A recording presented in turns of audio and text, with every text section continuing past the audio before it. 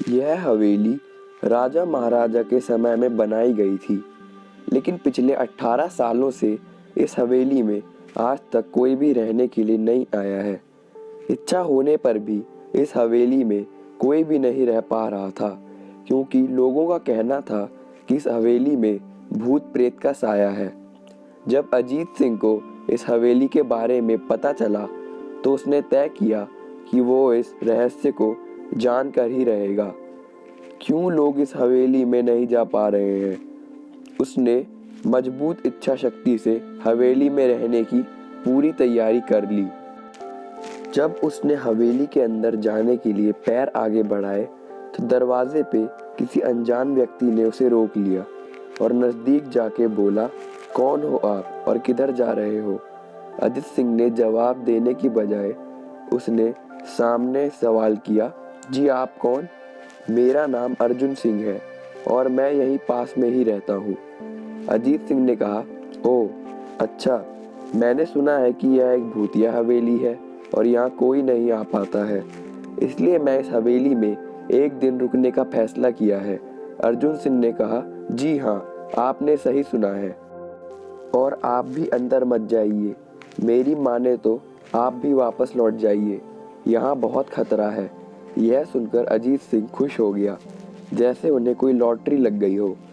अर्जुन ने उसकी खुशी को देखकर बोला, आप क्यों खुश हो रहे हो? आपको तो भूत का नाम सुनकर डर लगना चाहिए।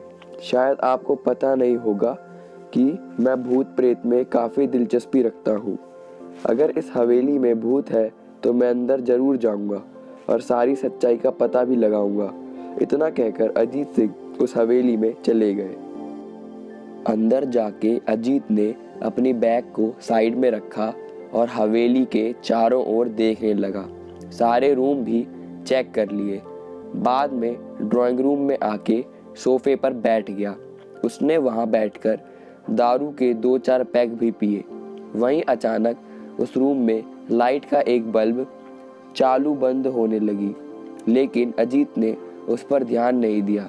थोड़ी देर बाद दूसरा बल्ब चालू बंद होने लगा। फिर तो हवेली की सारी लाइट चालू बंद होने लगे। यह सब देखकर अजीत अपनी जगह पे खड़ा हो गया और संपूर्ण सचेत हो गया। अचानक उसके सामने एक छोटा टेबल हवा में उड़ने लगा। करीबन 6 फुट हवा में ऊपर जाके गोल गोल घूमने लगा और बाद में अजीत की ओर तेजी से आने लगा। अजीत ने तुरंत ही अपनी जगह बदल ली और दूसरी ओर चला गया और वो टेबल वहीं जाके गिरा जहां अजीत खड़ा था। अजीत कुछ समझ पाता उतने में सोफे की शीट उसकी ओर आने लगी। वो जल्द खड़ा हो गया और छलांग लगा के दूसरी ओर कूद गया, जिसके कारण सोफा दीवार को टकराया और अजीत बच गया। अचानक सब कुछ शांत हो गया। अजीत ने चारों ओर सतर्कता से देखा और बड़ी आवाज में बोला, तुम जो भी हो सामने आकर के बात करो। वहीं एक बड़ी परछाई उसके सामने आई। अजीत ने उस परछाई को देखकर बोला, कौन हो तुम और क्यों मुझे मारना चाहते हो? परछाई, तुम्हारी भूल के कारण। अजीत, मेरी भूल? मैंने कौन सी भूल की? परछाई, इस हवेली में आने की भूल। मैं किसी को भी इस हवेली में खुश नहीं देख सकता। अजीत, लेकिन क्यों? वो परछाई ने जवाब दिया, आज से 18 साल पहले इस हवेली के मालिक ने मुझे यहीं पे ही मार डाला था। मेरी कोई गलती भी नहीं थी। इस कारण की वजह से मेरी आत्मा इस हवेली में भटकती रहती है।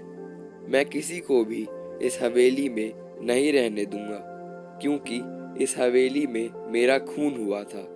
इस हवेली में जो भी रहने के लिए आएगा उसकी मौत होगी। अजीत ने कहा, मैं तुम्हें अपने असली रूप में देखना चाहता हूँ। तुम्हें मारने से पहले मैं तुम्हारी ये इच्छा अवश्य पूरी करूँगा। और उस परछाई ने एक भयानक दरमियाना रूप ले लिया।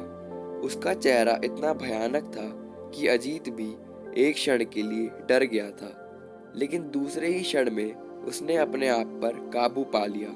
बाद में इसने अपनी जेब में से सफ़ेद पाउडर निकाला और उस भूत के ऊपर फेंक दिया। भूत पर पाउडर पड़ते ही वो जलने लग गया। बड़ी बड़ी ज्वाला उठने लगी। वो बहुत जोर जोर से चिल्लाने लगा और बाद में पूरी तरह से जल गया। उसके बाद अजीत ने चैन से सांस लिया और वहीं पर सो गया। दूसरे दिन सुबह जब अजीत को सही सलामत हवेली से बाहर आते देख अर्जुन को आश्चर्य हुआ।